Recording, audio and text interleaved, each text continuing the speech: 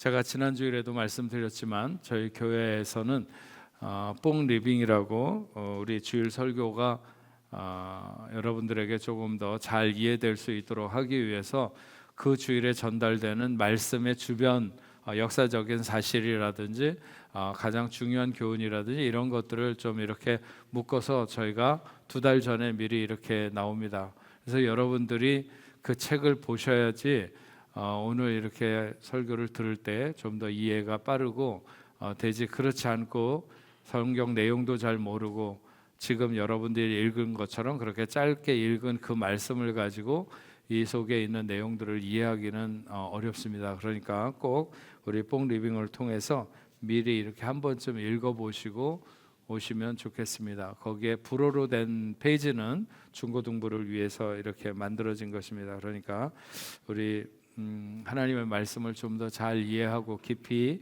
있게 알기 위해서 뽕 리빙을 많이 사용하시면 좋겠습니다. 오늘 이 다니엘서 11장 20절 이하에 있는 말씀을 통해서 한 밥상에 앉아 거짓말을 할 것이다 라고 하는 이런 제목으로 여러분들과 말씀을 나누려고 합니다. 저는 너무 시사에 민감한 주제들을 설교 중에 끌어들여서 이야기하는 것을 별로 좋아하지 않습니다. 그럼에도 제가 한마디 언급한다면 신문을 보니까 그 도널드 트럼프 대통령이 중동의 카타르라고 하는 나라에서 4억짜리 보잉 747 항공기를 선물로 받기로 했다고 하는 기사를 제가 보면서 좀 너무 어이없다 이런 생각이 들었습니다. 미국 대통령 연방정부법에 의하면 대통령은 $480를 초과하는 선물을 개인이 수령할 수 없다 이렇게 돼 있다고 합니다. 그래서 카타르는 미국 정부에다가 선물로 비행기를 주고 은퇴 후에는 트럼프 대통령의 도서관에 기증을 해서 아직 도서관은 짓지도 않았는데 도서관에 기증을 해서 은퇴 후에도 트럼프가 계속 타고 다닐 수 있도록 한다는데 여러분 생각은 어떠세요? 우리나라 돈으로 5,610억짜리 비행기를 선물로 주고 받을 수 있는 것이 과연 단순한 호의에 대한 선물인가? 아니면 뭔가 이면의 이권에 대한 뇌물인가? 선물이든 뇌물이든 이렇게 주고받아도 되는가?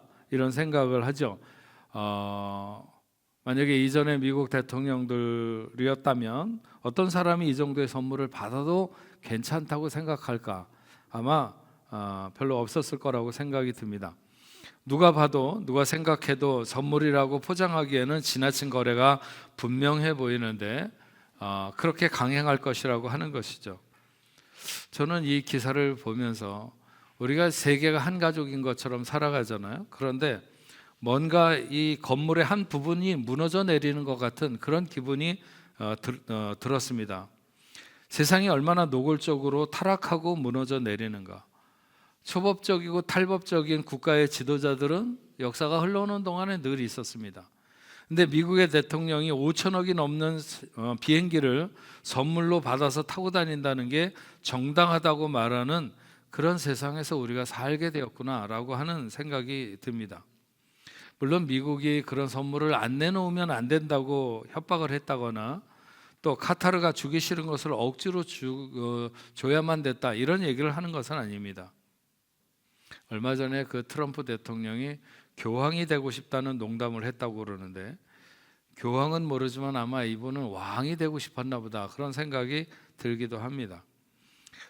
제가 알지 못하는 곳에 그 선물을 주고받는 이의 어떤 정당성이 혹은 그럴 만한 이유가 숨어 있는지는 잘 모르겠지만 권력을 잡은 사람들이 자기 멋대로 세상의 기준을 바꿔버리는 이런 것들에 대해서 굉장히 씁쓸한 이런 마음이 듭니다. 요즘 미국이 여러 곳이 슬럼화가 되는 곳이 굉장히 많다고 그래요. 그리고 빈부의 격차가 심해지면서 엄청 어렵다고 하는 얘기들도 많이 듣는데 그런 것들보다 저는 오히려 미국의 정신이 지금 무너지고 있는 것이 아닌가 이런 생각이 들어서 오히려 더 우려가 됩니다. 우리가 살펴보고 있는 이 다니엘서의 말씀에 예언된 이방의 나라들, 수리아와 애굽, 그 왕들의 모습과 그들이 추구하는 방향, 그들이 꿈꾸는 나라와 어떤 계획들, 결국 하나님 없는 세상에서 주인이 되겠다고 발버둥 치는 그들의 모습을 보면 자동차가 진흙탕에 빠져서 그 바퀴가 빠져나오지 못하고 헛바퀴를 도는 것처럼 제자리에서 이 RPM을 굉장히 높이며 공회전만 하고 있는 이런 요란한 모습들을 보고 있는 것 같습니다. 오늘의 권력자들도 이 다니엘 시대와 하나도 다를 것이 없는 그 전철을 밟고 있음이 분명하다, 이런 생각이 듭니다. 수리아의 왕이었던 안디오쿠스 3세의 뒤를 이어서 셀루큐스 4세에 관한 예언이 오늘 우리가 읽은 20장부터 시작하고 있는 것입니다. 그를 압제자라고 하고 있는데, 전쟁에서 패한 아버지의 전쟁 배상금을 물기 위해서 셀루큐스 4세는 강제적인 세금 징수를 목적으로 헬리오도루스라고 하는 사람을 이 세금 걷는 재무장관 격에 임명을 하고, 이 사람이 팔레스틴 지역을 순회하면서 강제적으로 이렇게 세금을 징수하는데, 그렇게 지금 세금을 징수하다가 돌아와 가지고 자기를 임명한 셀루쿠스 4세 자기 왕을 이 사람이 독살한 것으로 이렇게 역사는 기록하고 있습니다. 전해지는 이야기에 의하면 그 재무장관이 팔레스틴 지역을 이렇게 세금을 거두러 돌아다니다가 예루살렘 성전에 보화가 많다는 이야기를 듣고 그것을 세금으로 추징하기 위해서 성전에 들어서는 순간에 높은 말을 타고 황금 갑옷을 입은 사람을 보고 정신을 잃고 쓰러졌다는 거예요. 그래서 겨우 회생한 그가 정신을 차리고 오히려 그 성전에서 하나님께 제사를 드리고 본국으로 돌아가서 자기 왕을 독살했다, 이렇게 얘기가 전해집니다. 그리고 그렇게 수리아의 왕 셀루쿠스 4세가 죽은 이후에 그를 이어서 안티오쿠스 4세 에피파네스라고 하는 사람이 왕이 되는데, 그의 사악한 범죄와 유대 민족에 대한 박해에 대한 것이 계속해서 이렇게 예언되어 있습니다. 그는 이미 다니엘 8장에서 다니엘이 본 환상 중에 적그리스도의 전형적인 어떤 인물로 예언되었던 사람입니다. 성경은 그를 비천한 자라 이렇게 오늘 표현하고 있는데, 다른 말로 말하면 비열하다, 굉장히 비열한 사람이다, 이렇게 우리가 좀 더 쉽게 이해할 수 있겠습니다. 그는 안티오쿠스 3세의 아들로 아버지가 로마에 패배했을 때 로마의 인질로 끌려가서 14년을 보내게 됩니다. 그러다가 그의 형 셀루쿠스 4세의 장자 데미트리우스를 대신해서 그 장자를 거기에 인질로 있고, 이 사람이 이제 수리아로 귀환하는 중에 자기 형이 죽었다고 하는 소식을 듣고 형을 죽인 이 재무장관 헬리오도루스를 제거하고 자기가 왕위에 오르게 됩니다. 원래는 자기의 형의 아들이 왕이 되겠지만 조카가 돌아올 때까지만 내가 왕위에 있겠다, 이렇게 했다가 계속해서 왕권을 갖기 위해 그는 엄청난 악의적인 흉계와 권모술수를 동원해가지고 계속해서 그 왕의 자리를 지키게 되는 거죠. 불의한 자들의 삶의 방식은 늘 이 안티오쿠스 4세와 같다, 이렇게 말할 수 있습니다.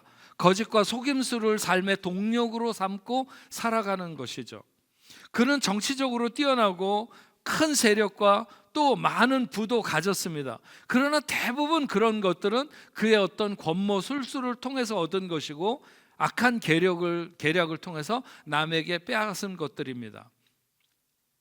하지만 그럼에도 사람들 보기에는 그는 마치 출세의 가도를 달리고 있는 힘 있는 사람처럼 보였을 것입니다. 그래서 사람들이 그를 부러워할 만하기도 했고, 나도 저 사람처럼 됐으면 좋겠다, 이렇게 생각했을지도 모릅니다. 그러나 그런 그를 하나님은 무엇이라고 말하는가? 목적과 수단과 방법을 가리지 않고 목적을 위해서 불이라도 기꺼이 차용해서 자기를 조금 더 높은 곳으로 끌어올리려고 하는 그를 가리켜서 하나님은 비천한 자라, 비열한 자라, 이렇게 규정하신다는 것이죠. 우리가 누군가 사람에게 부러움을 한 몸에 받을 수 있는 사람이 된다 할지라도 하나님 앞에 비천한 자가 될 수 있다는 사실을 우리는 알아야 합니다. 우리는 누구의 평가로 나의 나됨을 규정할 수 있는가? 이런 사실을 명확하게 해야 하는 거죠. 그런데 하나님을 믿는 유대인들 중에 바로 이런 사람 편에 서는 사람도 있었다는 거예요. 안디오쿠스는 자기의 삶의 동력에, 그러니까 불이 어떻게 해서든지 남을 갖다가 이렇게 뭔가 이렇게 속여가지고 그런 그 사람을 갑자기 쓰러뜨리고 그 사람을 통해서 많은 것들을 얻어내는 이런 자신의 어떤 삶이 잘 나가는 것에 대해서 동력, 힘을 싣고 믿음을 가지고 급기야는 하나님의 백성들을 박해하고 예루살렘의 언약을 파괴하며 성전에 대한 약탈을 자행하게 됩니다. 성전 안에 이방의 우상에 동상을 세우고 성경을 불태우고 헬라 정책을 밀어붙이는, 이렇게 하나님의 성전을 더럽히고 무너뜨리는데도 그것에 동조하는 하나님을 믿는 유대인들이 있는가 하면, 그런가 하면 또 반대로 그런 상황에서도 목숨을 걸고 신앙을 지키고 오직 하나님만 의지하려고 하는 그런 사람들도 생겨나게 됐다고 하는 것입니다.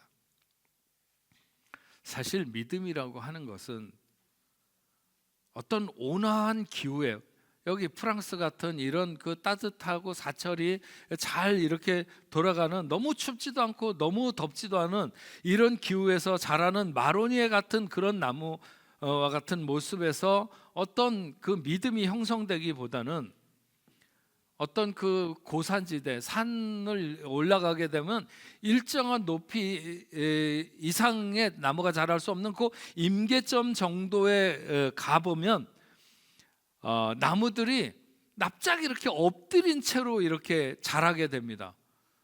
제가 예전에 그 삼각산에 기도하러 이제 가고 그러면 맨 꼭대기에 올라가 보면 나무들이 전부 다 이렇게 발 밑으로, 그러니까 뿌리를 내리기 시작한 지점보다 더 밑으로 내려가는 거예요. 이 소나무나 뭐 이런 것들이 다 위로 뻗으면서 자랄 수가 없으니까 살아야 되는 거죠. 그러니까 밑으로, 저기 발보다 더 밑으로 내려가면서 나무가 자란 나무들이 이렇게 쫙 이렇게 있는 그런 것들을 많이 보는데, 믿음이라고 하는 것은 정말 이런 그런 그 힘들고 어려운 곳에서 아무것도 불평할 거 없고 아무런 핍박도 없는 환경에서 우리가 우리의 믿음을 무엇으로 드러낼 수 있겠습니까? 물론 그런 환경에서도 그리스도인으로 할 일이 있고 하면 귀한 일들이 있죠. 하지만 권력자가 하나님의 교회를 세차게 핍박하는 가운데 그의 동조자나 협력자가 될 것인가, 아니면 핍박을 무릅쓰고 죽음을 무릅쓰고라도 하나님에 대한 믿음을 지키면서 살아갈 것인가. 우리는 때때로 오늘을 살아가며 고요한 시간에 자기 자신에게 물어야 하고 마음으로 늘 그런 다짐이 있어야 된다고 생각합니다. 환난과 핍박 중에도 성도는 신앙 지켰네. 이 신앙 생각할 때 기쁨이 충만하도다. 성도의 신앙 따라서 죽도록 충성하게 돼. 옥중에 매인 성도나 양심은 자유 얻었네. 우리도 고난 받으며 죽어도 영광 되도다. 성도의 신앙 따라서 죽도록 충성하겠네.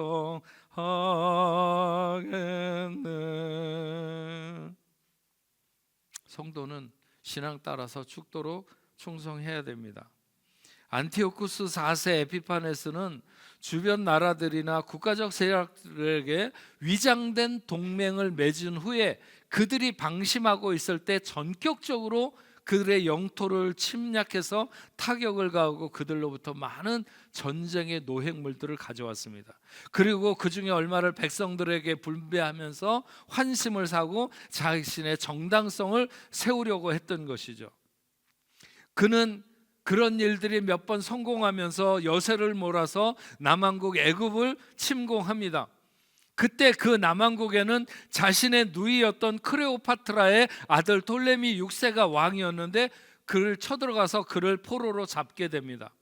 이 안티오쿠스 4세가 얼마나 모략이 능했는지 애굽 왕 톨레미 6세의 측근들, 그 왕 옆에 있는 사람들을 다 배신하게 해서 그들을 매수해서 자기의 왕을 배신하게 해서 전쟁을 이기게 되는데, 그 애굽 왕의 측근들은 모두가 다 왕의 신망받는 신하들이었다는 거예요. 그런데 그 사람들을 다 꼬셔가지고 그 사람들을 넘어가게 해서 전쟁에 승리하고 왕을 잡아오게 되는 거죠. 우리는 여기서 굉장히 중요한 교훈을 놓쳐서는 안 될 거라고 생각합니다. 그것은 우리의 신앙적 타격은 우리로 하여금 방심하게 해놓고 전격적으로 마치 도둑이 쳐들어오는 것처럼 들이닥친다는 사실입니다. 조금만 세상적으로 힘이 있는 사람이 와서 뭔가 솔깃한 제안을 하면서 우리의 마음을 뒤흔들어 놓고 네가 조금만 믿음의 자리에서 비켜서 있으면 된다, 아니 잠깐만 그러면 돼, 이런 요구를 하다가 어느 순간에 결정적인 타격을 가하며 고통의 나락으로 우리를 떠다밀 수 있다는 사실을 잊어서는 안 된다고 하는 것이죠. 그리고 대부분 그 패배의 빌미가 되는 원수는 내가 신임하는 사람, 내 가까이 있는 존재로부터 그렇게 될 수 있다고 하는 것입니다. 그러니까 가족이든지 누구든지 내가 하나님 앞에서 양보해서는 안 되는 일은 물러서지 말고 굳게 지키며 나를 따라오게 할 것인가, 아니면 내가 딸려갈 것인가 하는 것에 대한 선택이 분명히 돼야 된다고 하는 것입니다. 지금부터 약 2200년 전에 있었던 상황이지만 오늘을 살아가는 우리에게도 똑같은 일이 반복되는 패턴이 있다는 사실을 알고 오직 믿음으로만 살기로 선언하면서 오늘도 앞으로 나가는 저와 여러분들이 되어야 될 줄로 믿습니다. 안티오쿠스 4세가 1차 애굽을 침공해서 애굽 왕 톨레미 6세를 포로로 잡아서 온 사이에 애굽에는 톨레미 7세를 왕으로 옹립하게 되는데, 자기네 나라에 감금되어 있었던 이 톨레미 6세와 강제적인 평화 조약을 맺으면서 알렉산드리아를 중심으로 해서는 지금 애굽의 왕인 톨레미 7세를, 그리고 멤피스를 중심으로 한 곳에는 톨레미 6세를 왕으로 세워서 이 애굽 왕을 두 개로 이렇게 분열을 시키려고 했습니다. 이것은 애굽을 약화시켜서 그 나라에 대한 주도권을 쥐려고 하는 이 안티오쿠스 4세의 철저한 탐욕이 있었고, 또 한편으로는 그런 가운데서도 때를 기다려 지금은 힘이 없어서 어떻게 못하지만 복수의 순간을 만들려고 하는 톨레미 6세의 상반된 목적이 숨어 있었다는 거예요. 그래서 오늘 27절에 말하는 게 그겁니다. 이 두 왕이 마음이 서로 해하고자 하여 한 밥상에 앉았을 때 거짓말을 할 것이라. 일이 형통하지 못하리니 이는 아직 때가 이르지 아니하였으므로 이 일이 이루어지지 아니할 것임이니라. 여기 이 두 왕이 서로 해하고자 하는 마음으로 한 밥상에 앉아서 거짓말을 한다고 하는 것이 바로 이 수리아의 왕과 수리아의 왕 안티오쿠스 4세와 애굽 왕 돌레미 6세를 말하는 것입니다. 이 사람들이 둘이서 한 밥상에 앉아가지고 동맹을 맺기 위해서 거짓말을 하고 있다는 것입니다.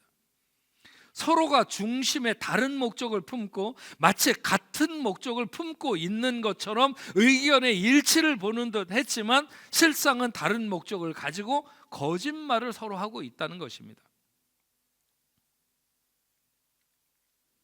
서울 사랑의 교회 오정현 목사님이 파리에 오셔가지고 저하고 같이 이렇게 식사를 하는데, 이분이 밥 먹다가 말고 그런 얘기를 하시더라고요. 자기는 교회 성도들을 위해서 목숨을 내놓을 수는 있지만 식사는 같이 하지 않는데요. 제가 얼른 잘 수긍이 되지는 않았지만 큰 교회를 목회하면서 뭔가 이유 있는 결정이겠지 이렇게 생각을 했습니다. 제가 알고 있는 분들 중에 같이 식사한다고 하는 것에 대한 비중을 엄청 크게 생각하시는구나 이렇게 여겨졌습니다. 저는 반대로 여러분들을 위해서 목숨을 내놓는 것은 제가 장담할 수 없습니다.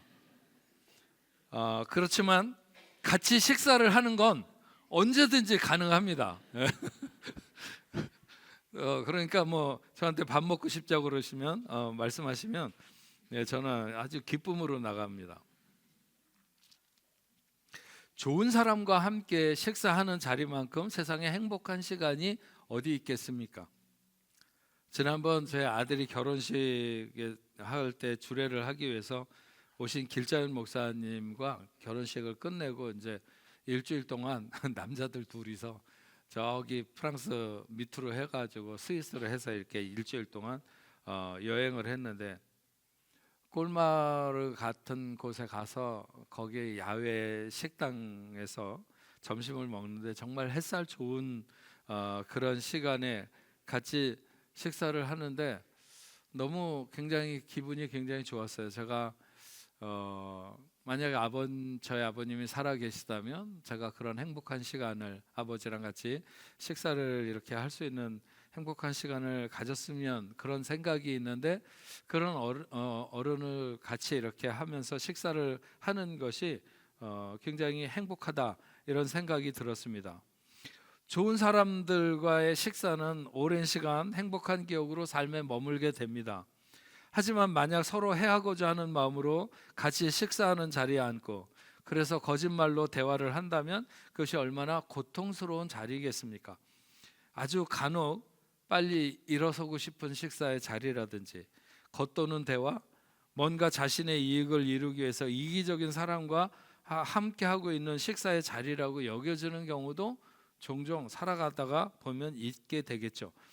수리아의 왕과 애굽 왕은 서로 상반된 생각을 가지고 한 밥상을 놓고 앉았습니다. 뭔가 표면적으로 의견이 엇갈리는 것은 아니었습니다. 어쩌면 둘이 다 의견의 일치를 보며 서로 그렇게 하자고 굳게 다짐을 했으니까 동맹을 하는 것이겠죠. 그러나 서로는 서로를 죽이지 못해서 안타까워하며 마주 앉았고 진실한 마음을 억누르고 거짓으로 서로를 현혹하려고 애를 쓰고 있는 것이 오늘 말씀의 중심을 이루는 내용입니다. 한 침대에 누워서 서로 다른 꿈을 꾼다는 동상이몽이라고 하는 것이 바로 이런 것이죠. 아마도 안티오쿠스 4세와 톨레미 6세가 이같이 한 밥상에 앉으면 분명히 힘이 더 있었던, 당시에 한 사람은 왕이었고 한 사람은 왕에게 잡혀온 포로나 마찬가지니까 안티오쿠스 4세의 주도로 이루어졌을 것입니다. 두 사람이 서로 다른 꿈을 꾸고 있었지만 그럼에도 그 모략은 안티오쿠스 4세로부터 시작되었을 것으로 봅니다. 하지만 그렇게 상대방을 방심하게 만들고 애굽을 치려 했던 그의 계략은 의외의 어떤 복병을 만나면서 길이 막히게 되는 거죠. 제가 지난 시간에도 말씀드렸는데 그의 아버지 안티오쿠스 3세도 나름대로 은밀한 계획을 세워가지고 자기의 딸 클레오파트라를 톨레미 5세 왕비로 보내면서 애굽을 자기의 수중에 넣으려고 그랬어요. 그런데 그 딸이 아버지 안티오쿠스를 배반하고 자기의 남편과 공모해서 톨레미 5세가 로마와 동맹을 맺게 됩니다. 결국 안티오쿠스의 계획은 치명적인 타격을 입게 되는 거죠.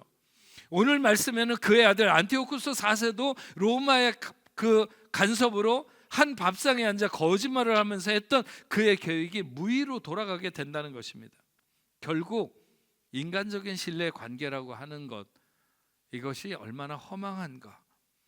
자기의 딸만큼은 그래도 자기의 의중을 헤아리고 같은 편이 될 줄 알았는데 오히려 반대편에 서는 것이 세상이 돌아가는 그런 이치라는 거예요. 인간적으로 눈앞의 욕심을 채우기 위해서 자기 나름대로 완벽한 계획을 세운다 하더라도, 그리고 수단과 방법을 가리지 않고 그 일을 이루려고 해도 그 일이 무의로 돌아가는 것은 어쩌면 너무나도 당연한 일이다. 하나님이 개입되지 않은 진정한 신뢰의 관계라고 하는 것은 한순간에 그냥 찢어져 버릴 수밖에 없는 종이와 같은 것이고 바람 앞에 촛불과 같은 것이다. 하나님이 하나님을 신뢰하지 않는 이방 나라들을 다니엘에게 계속 보이시면서 가장 많이 교훈하시고자 하는 것이 있었다고 한다면 바로 이런 것을 보라고 하는 것이죠. 지난 시간에도 그들은 정략 결혼을 위해서 통해서 나라의 어떤 안정을 꾀하고 자기의 어떤 이익을 꾀했지만 그것은 남방왕도 그렇게 했다가 실패를 했고 북방왕도 그렇게 했다가 실패를 했습니다. 오늘 그들이 한 밥상에 앉아 어떤 동맹을 하든지 그것도 다 결국은 무의로 돌아가는 것입니다. 그들이 한 밥상 안에 앉아서 그 어떤 조약을 하든지 간에 그것은 태생적으로 실패할 수밖에 없는 것이다. 하나님은 자기 백성에게 그리고 다니엘에게 인생을 의지한다고 하는 것이 무엇인가 하는 것을 보여주는 것이죠. 그것이 그 시대에 가장 큰 권력을 가진 자라고 해서 다를 것 같으냐? 아니라는 것이죠. 차라리 소꿉장난을 하는 어린 아이들의 약속이 더 신실하다. 네. 프랑스 TV의 무슨 프로 중에 보니까 유치원 때 서로 약속한 거, 유치원 때 우리 이 다음에 결혼하자. 너는 내 신랑 되고 나는 네 신부 될 거야. 이렇게 유치원 때 약속을 했는데 부모가 서로 다른 곳으로 이사를 가버린 거예요. 그래갖고 한 10몇 년 이렇게 떨어져서 살다가 20 몇 살이 됐는데 남자가 이제 찾은 거죠. 내가 걔를 진짜 사랑했는데 부모들이 이렇게 해갖고 헤어졌다고 찾은 거예요. 그래서 막 방송국에 나서갖고 그냥 막 해갖고 찾았는데 진짜 여자를 찾았어. 그래서 그 여자한테 물어보는 거야. 그랬더니 정말 우리가 사랑했다는 거야. 자기도 찾고 싶었다는 거지. 이거보다 훨씬 낫죠. 이 왕들이 하는 것보다 차라리 유치원 때 하는 이런 게 훨씬 더 믿을 만한. 그들은 철저히 자신을 감추고 자신의 꿈을 이루기 위해서 상대를 죽일 수 있는 비수를 감춰놓고 한 밥상에 앉은 것이죠. 하나님은 왜 이런 양상을 반복하는 이방 나라들의 어떤 흥하고 망하는 것을 다니엘에게 계속 보이시는가? 다니엘이 무엇을 보고 무엇을 알기를 원하셨을까? 하나님은 적어도 자기의 속을 보여주고 싶었던 이 다니엘에게 하나님 없는 나라들이, 하나님 없는 사람들이 도대체 어떤 꿈을 꾸고 어떤 기대를 반복해가면서 허망한 결과를 갖게 되는지를 보여주시는 거라고 봅니다. 그래서 인간의 능력은 계속 감퇴해 가는데 인간의 욕망은 계속 커져만 간다고 하는 그런 말이 맞다고 봅니다. 불의를 꿈꾸는 인생은 욕망을 키우면서 마치 욕망이 커져가는 것이 자신이 대단한 사람이 되는 거라고 착각하는. 안티오쿠스 4세는 2차 애굽의 원정을 했지만 로마의 개입으로 무산되게 퇴각하게 됩니다. 그러면서 그는 마치 저기서 뺨 맞고 여기서 화풀이 하듯이 본격적인 유대인의 박해를 시작합니다. 먼저 그의 장기라면 뭔가 이렇게 자기 편이 될 만한 사람들을 매수하는, 그래서 유대인 중에 자기 편이 될 만한 자들을 매수하고 그들을 앞세워서 하나님의 성전의 보물을 약탈하고 반대자들을 죽이게 됩니다. 안티오쿠스 4세는 불의한 자의 전형입니다. 뭔가 상대를 공격하다 잘 안 된다 싶으면 하나님을 대적하는 것입니다. 그의 교묘한 계율은 유대인 중에 자기 편을 만들겠지만 그러나 그런 시간에 목숨을 걸고 저항하는 하나님의 사람도 또 일어난다는 거예요. 난세의 영웅이 난다고 하는 것처럼 어려운 시간에 믿음 좋은 사람들이 생기게 돼 있어요. 하나님은 다니엘에게 메시아가 오기까지 어떤 환난의 때를 보여줘야 하는지에 대해서 말하길 원하신 것 같아요. 예수 그리스도가, 너희가 그렇게 기다리는 메시아가 올 때까지 어떤 일이 세상에 일어날 것인가 하는 것을 보여주시는 것이죠. 그것이 예수 그리스도가 세상을 구원하시기 위해 처음으로 오실 때 일어난 그런 일이 일어났는데, 이제 주님이 다시 재림하시는 시간까지 또 그런 시대 앞에 준비된 자로 우리가 살아야 된다고 하는 것을 다니엘서는 예언하고 있는 것이나 마찬가지인 것입니다. 다니엘의 모든 예언이나 요한계시록의 기록도 최종적인 말씀의 결론은 마지막 날을 준비해라 하는 것입니다. 그냥 세상이 흘러가는 대로 적당히 살아서는 안 되며 뭔가 어떤 그 믿음의 신앙의 결기를 가지고 믿음에 굳게 서서 죽으면 죽으리라 했던 에스더의 각오처럼 그런 결심으로 이 시대를 살아내야 된다. 그것이 오지 않는 시대를 다니엘에게 보이시는, 아직 오지 않은 시대를 다니엘에게 보이시는 하나님의 뜻이며 오늘 우리들에게도 그 말씀을 듣게 하시는 하나님의 의도라고 믿습니다. 여러분, 믿음에 굳게 서서, 말씀 위에 굳게 서서 믿음을 지키고 그리고 오늘도 승리할 수 있는 우리 뽕네포의 성도들이 다 되시기를 주의 이름으로 축원합니다. 우리 같이 찬양하겠습니다. 주님 보좌 앞에 나아가 참된 안식과 기쁨 나 누리겠네. 경배하며 주의 얼굴 구할 때 신실하신 주님 찬양해. 우리 같이 오늘 말씀 생각하면서 함께 찬양하겠습니다.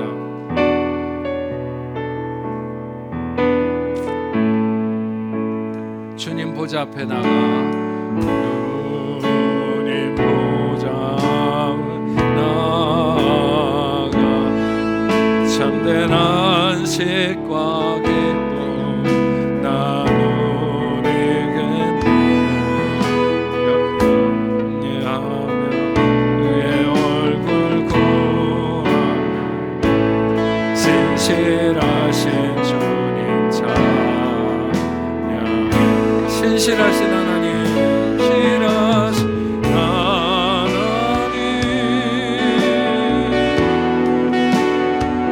신실하신 주, 나의 주 하나님은,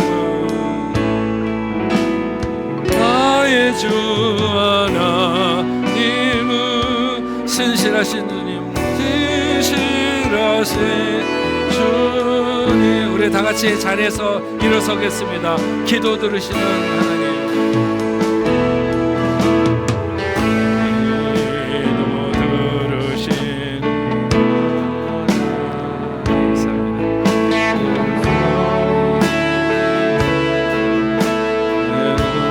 노래신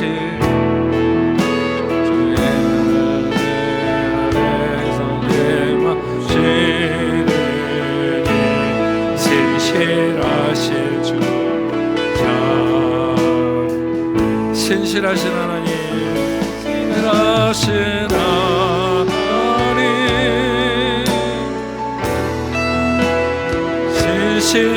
신실하신 주,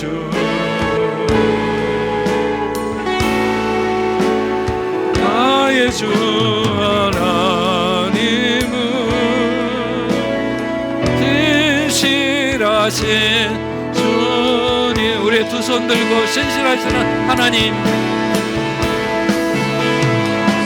신실하신 하나님, 신실하신 주,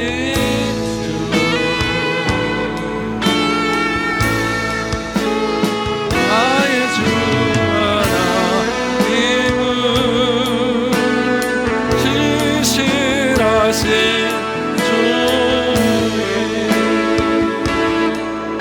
전능하신 하나님 아버지, 오늘 당신의 사랑하는 귀한 자녀들 다니엘서의 말씀을 통해서 이방 나라들이 마치 웅덩이에 빠진 자동차에 박혀 헛바퀴를 돌듯이 그들이 얼마나 허망한 일에 정말 삶의 목적을 두고 또 아버지 하나님 부지런히 그 길로 달려가는지 오늘 우리가 말씀을 통해서 알게 하시고, 하나님은 다니엘에게 그 모든 상황을 보이시면서 메시아가 오기까지 너희가 어떤 시대를 살아내야 하는지를 보여주신 것처럼 마지막 때 주님 다시 오시는 그날까지 우리가 이 마지막 때를 어떻게 살아야 하는지, 어떤 믿음의 결기를 가지고 오늘을 지켜내야 되는지 하나님 말씀을 통해서 알게 하시니 감사합니다.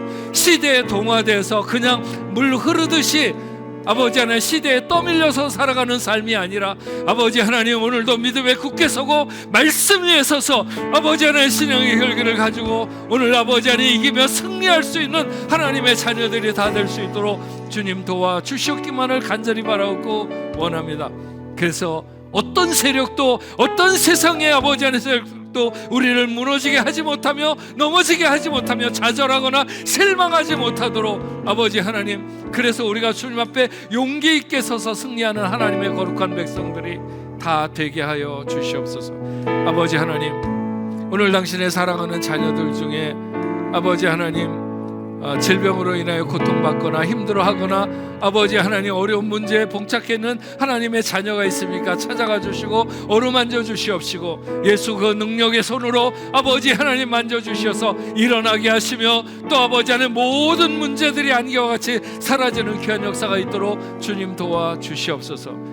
오늘도 아버지 하나님 땅끝까지 이르러 복음을 증거하며 아버지 하나님 나라를 세우고 확장하는 아버지 하나님 모든 선교사님들과 그들 삶에도 하나님 함께하여 주시옵소서.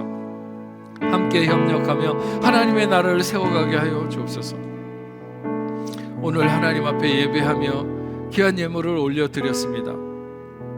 마음을 다한 예물이 되게 하시고 아버지 하나님, 하나님의 주신 것을 하나님께 돌려드리는데 인색함이거나 억지로 드리는 자들이 없도록 주여 도와주시옵시며 11조로 감사 예물로 선교 헌금으로 주일 헌금으로 하나님 앞에 마땅히 드려야 될 것을 드리는 하나님의 자녀들을 하나님이 책임져 주시고 이 시대가 아무리 어렵다 할지라도 하나님의 보호하심과 인도하심을 늘 누리며 감사하며 영광 돌리며 살아가는 귀한 자녀들 다 되게 하여 주시옵소서. 하나님, 오늘 처음 나와서 하나님 앞에 예배드린 사랑하는 귀한 자녀들이 있습니다. 양한나, 한영선, 나영, 주예담, 설인수, 아버지 하나님 사랑하는 귀한 자녀들 어떤 여정 가운데 오늘 이 자리에서 함께 예배드리게 되었든지 그들과 동행하여 주시옵시며 저들 한 사람 한 사람마다 하나님의 신령한 은혜와 땅에 기름진 것으로 넘치게 채워주셔서 하나님의 나라, 하나님의 영광을 위한 복된 인생들이 다 되도록 저들을 추적하시며 사랑하시고 보호하여 주시옵소서. 아버지 하나님, 흩어지는 하나님의 귀한 자녀들 어디로 가든지 동행하여 주시옵시고 아버지 하나님, 다음 주일에 다시 돌아와서 하나님 앞에 예배하는 순간까지 저들을 인도하시고 저들을 보호하여 주시옵소서. 이제는 우리 주 예수 그리스도의 은혜와 하나님 아버지의 크신 사랑과 성령님의 감화 감동 위로 교통하심이 오늘 하나님 앞에 나와 예배하는 당신의 사랑하는 자녀들과 저희의 가정과 직장과 두고온 구국에 세계 만방에 흩어져 복음을 전하는 모든 선교사들과 그 사역지 위에 이제로부터 영원토록 함께 있을지어다. 아멘.